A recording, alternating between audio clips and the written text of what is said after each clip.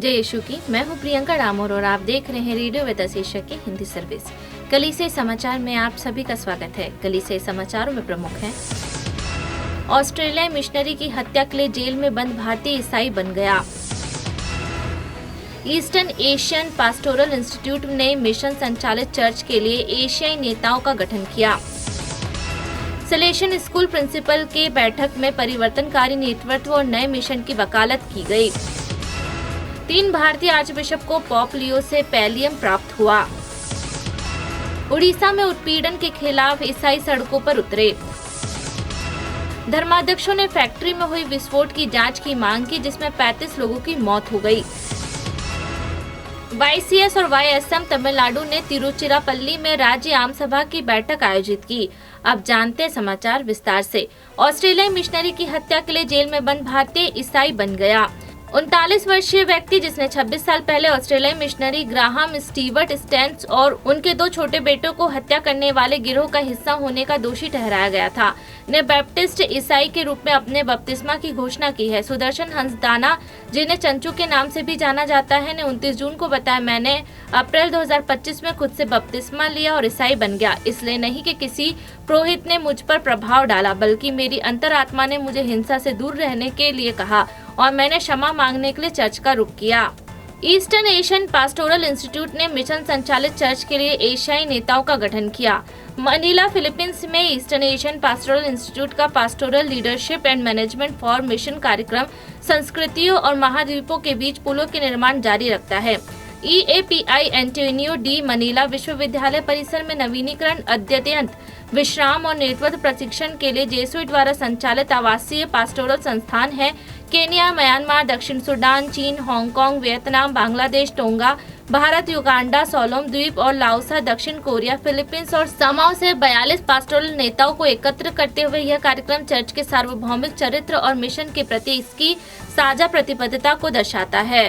सलेशन school principal की बैठक में परिवर्तनकारी नेतृत्व और नए मिशन की वकालत की गई।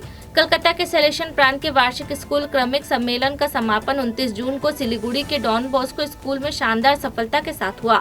28 से 29 जून को आयोजित इस कार्यक्रम में बांग्ला, सिक्किम और बिहार के कुछ हिस्सों में फैले प्रांत भर के लगभग 25 स्कूल क्रमिक एकत्र हुए, जो सलेशन सेक्शन मिशन के प्रति अपनी प्रतिबद्धता को नवीनीकृत करने के लिए एक जीवंत स्थान प्रदान करते हैं।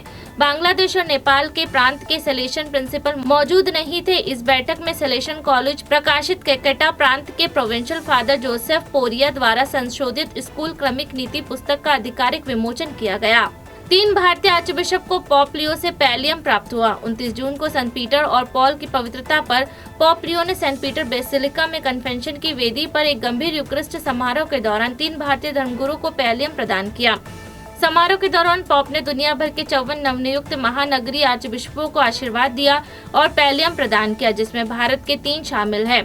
इस वर्ष पैलियम प्राप्त करने वाले भारतीय धर्मगुरु हैं आर्चबिशप जॉन रॉड्रिक्स। बॉम्बे के महानगरीय आर्चबिशप फरवरी 2024 में नियुक्त रॉड्रिक्स ने पहले बॉम्बे के सहायक बिशप के रूप में कार्य किया था। अपनी देहाती संवेदनशीलता और युवाओं और व्यवसायों पर ध्यान केंद्रित करने के लिए जाने जाते हैं। वे मुंबई के diocesan seminary Saint Pius X college के पूर्व रेक्टर भी हैं। आर्चबिशप वर्गीस कालीकट के महानगरीय आर्चबिशप पहले कन्नूर के बिशप और बाद में कालीकट के स्थानांतरित हुए। आर्चबिशप वर्गीस के पास कैनन कानून और धार्मिक शिक्षा में एक मजबूत पृष्ठभूमि है। उनका बिशप मंत्रालय केरल में प्रचार और पैरिश समुदाय को मजबूत करने पर जोर देता है। आर्चबिशप उदुमाला बाला शौरो रेड्डी विशाखापट्टनम के महानगरीय आर्चबिशप, पूर्व के वारंगाल के बिशप शौरा रेड्डी शिक्षा और ग्रामीण विकास के प्रति अपनी प्रतिबद्धता के लिए जाने जाते हैं।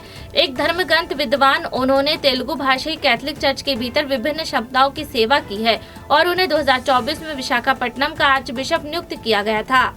उड़ीसा में उत्पीड़न के खिलाफ ईसाई सड़कों पर उतरे। हिंदू भीड़ द्वारा उन पर बढ़ते हमलों से न्याय और सुरक्षा की मांग को लेकर उड़ीसा में कई हजार ईसाई सड़कों पर उतरे और राजमार्गों को अवरुद्ध कर दिया। राष्ट्रीय ईसाई मोर्चा के आयोजक और अध्यक्ष अरविंद कच्छ के अनुसार 1 जुलाई को राज्य के 30 में से 20 जिला केंद्रों में 1000 से 5000 ईसाइयों की मौजूदगी में विरोध रैलियां आयोजित की गई। कटक भुवनेश्वर आर्चडायसिस के सामाजिक कार्यकर्ता फादर अजय कुमार सिंह के अनुसार लगभग 5000 लोग राज्य की राजधानी भुवनेश्वर से गुजरे और एक सड़क को अवरुद्ध कर दिया। उन्होंने कहा, यह पहली बार था जब ईसाइयों ने इतनी बड़ी संख्या में रैली निकाली और राजधानी शहर में एक सड़क को अवरुद्ध कर दिया।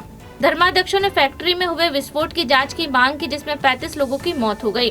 धर्माध्यक्षों ने फैक्ट्री में हुए विस्फोट की जांच की मांग की, जिसमें 35 लोगों की मौत हो गई। भारत में कैथलिक धर्माध्यक्षों ने दक्षिण तेलंगाना राज्य में एक रासायनिक फैक्ट्री में हुए शक्तिशाली विस्फोट के कारण पता लगाने के लिए पारदर्शी जांच की मांग की है, जिसमें कम से कम 35 लोग मारे गए हैं। Catholic bishop conference of India के 1 जुलाई को प्रेस बयान में कहा गया कि अधिकारियों को विस्फोट के कारण और किसी भी सुरक्षा चूकी गहन और पारदर्शिता से जांच करनी चाहिए, ताकि ऐसी त्रासदी फिर न हो। सिंगाची इंडस्ट्री ने 30 जून को हुए विस्फोट के बाद दूसरे दिन की खोज और बचाव कार्य जारी रखा। विस्फोट के कारण सांगरेड्डी जिले में आपूर्ति कंपनी की इमारत का एक हिस्सा मलबे में तब्दील हो गया। बिशप के प्रवक्ता फादर रॉबिन्सन रॉड्रिक ने 1 जुलाई को बताया कि अधिकांश पीड़ित दूसरे राज्यों से आए प्रवासी श्रमिक थे, जो अपने परिवारों का भरण पोषण करने के लिए संघर्ष कर रहे थे।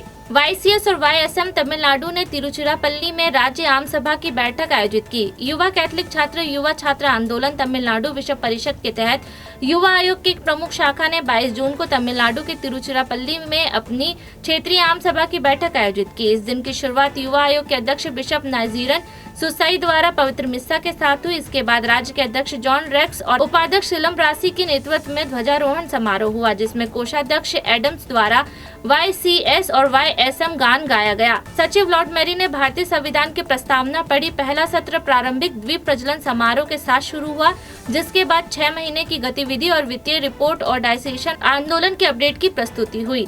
इसी के साथ कलीसियाई समाचार समाप्त हुए। अगली बार फिर मुलाकात होगी नई खबरों के साथ। नमस्कार। रेडियो वेरितास एशिया आपके लिए लेकर आए हैं RVA mobile app. RVA mobile app पर हमारे विभिन्न प्रकार के कार्यक्रमों का लाभ लें, हमसे जुड़े और एशियाई ईसाईयत की आवाज का हिस्सा बने। आज ही ऐप स्टोर एवं प्ले स्टोर से RVA मोबाइल ऐप डाउनलोड करें।